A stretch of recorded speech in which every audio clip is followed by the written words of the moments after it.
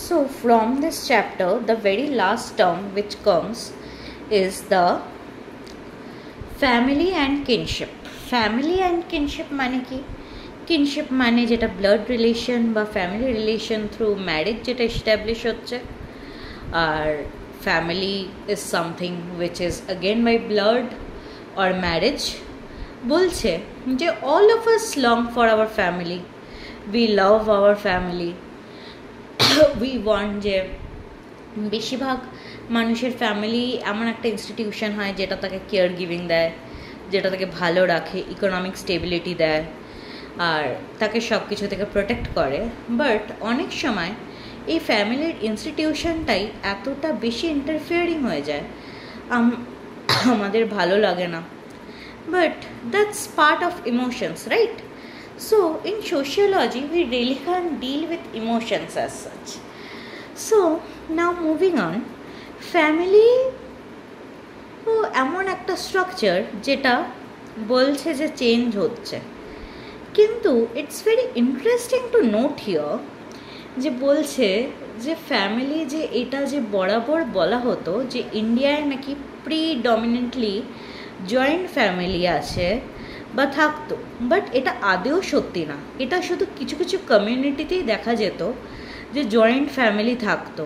Joint ফ্যামিলির দুটো form কি, নিউক্লিয়ার বা এক্সটেন্ডেড বা জয়েন্ট। নিউক্লিয়ার মানে কি, যে একটা set of parents with the children, like how you live, how I live, like me and my sister are living with only my parents.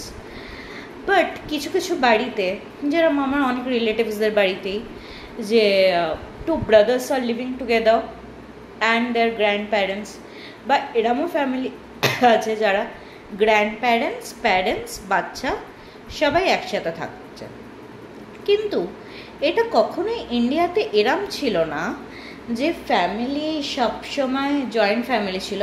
R joint ফ্যামিলিটা প্রথম কথা এটা একটা ইন্ডিয়ান টার্মও না, কারণ বলা হচ্ছে ইন্ডিয়াতে লেবেলিংয়ের দরকারই পড়েনি কোনো দিন।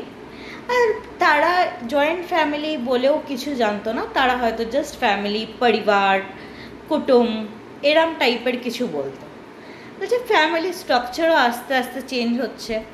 এই যে প্যারেন্টসদের সাথে ধরো অনেকে বিয়ের পরে থাকতে চায় না, তারপরে এই ধরো সেম সেক্স ম্যারেজ বা সেম সেক্স লিভিং সব যে হচ্ছে, সেখানেও তোমার বাচ্চা কাচ্চার চান্স, বায়োলজিক্যাল বাচ্চার চান্স সারোগেসি এইসব দিয়ে, তা না হলে অ্যাডপশন।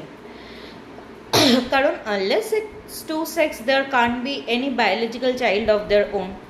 আর যদি ধরো জেনারেল ফ্যামিলি বা যেটাকে আমরা হেট্রোজেনাস ফ্যামিলি, হেট্রোনর্ম্যাটিভ ফ্যামিলি বলি, মানে যেটা নর্মালি হয় বাবা মা বাচ্চা, সেখানেও অনেকের ধরো রিপ্রোডাক্টিভ কমপ্লিকেশনের জন্য বাচ্চা হচ্ছে না, but they are choosing for no child, সেটাতেও স্ট্রাকচার চেঞ্জ হয়ে যাচ্ছে একটা সোসাইটির। আর ফ্যামিলি এমন একটা জিনিস, ফ্যামিলি একটা প্রাইভেট স্ফিয়ার, কিন্তু এটা পাবলিক স্ফিয়ারের সাথে লিঙ্কড, ইকোনমি হোক, রিলিজিয়ান, সব কিছু।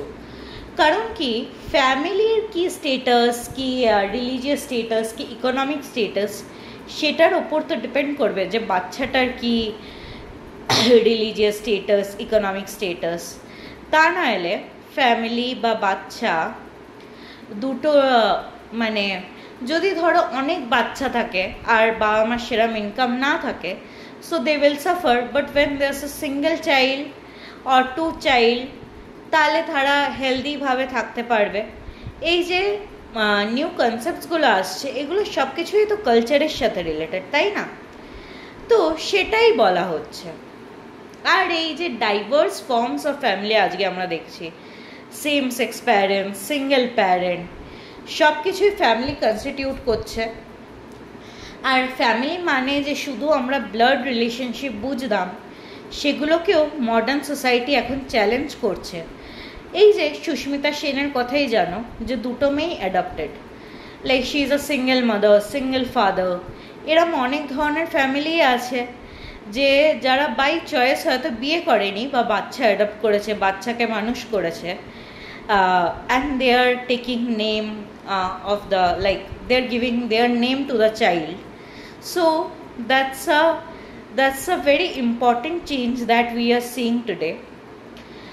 এখানেও হয়তো ফ্যামিলির যে আগে যে সাংঘাতিক মানে খুব মানে ইন্টারফিয়ারেন্স ছিল বা সাংঘাতিক অধিকার ছিল একটা ইন্ডিভিজুয়ালের লাইফে, সেটাও আস্তে আস্তে অনেকটাই কমে যাচ্ছে আমরা দেখতে পাচ্ছি। যদিও সব জায়গায় না, সব ফ্যামিলিতে না, ওই যেটা বললেছে এটাও যে আমরা ভাবি আমাদের ফ্যামিলি যেরম সবার ফ্যামিলি সেরম হবে, বাট সেটা কি, সবার ফ্যামিলি সব দিকে ডাইমেনশনে আলাদা। If two people are so different, their family can also be very different in terms of one's upbringing, in terms of their financial security, in terms of the family structure itself. So that's why it's important to understand family structure today.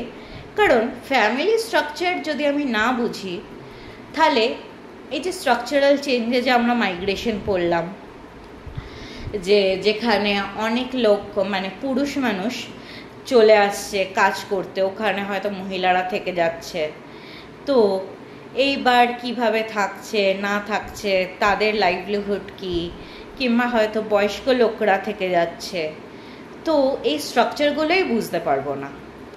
তাছাড়াও বাদবাকি স্ট্রাকচারে হয়তো কোথাও চাকরির competition কেন বেশি, এডুকেশনে কি চলছে, যতক্ষণ না আমরা একটা ফ্যামিলি স্ট্রাকচার সোশিওলজিক্যালি বুঝে অ্যানালাইজ করি, আর হয়তো অনেকটা বেশি, যেহেতু sociology is a subject where we have to generalise things, যে ম্যাক্সিমাম ক্ষেত্রে কি হচ্ছে, যেখানে আমরা সুসাইড অবধি জেনারেলাইজ করেছি, we have to generalize how families are working.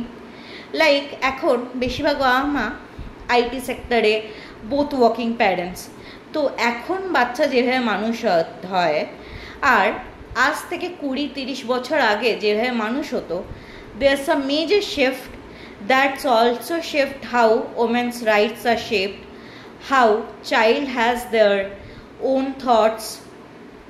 So that's about the entire chapter. এটা একবার ভালোভাবে দেখে নিও।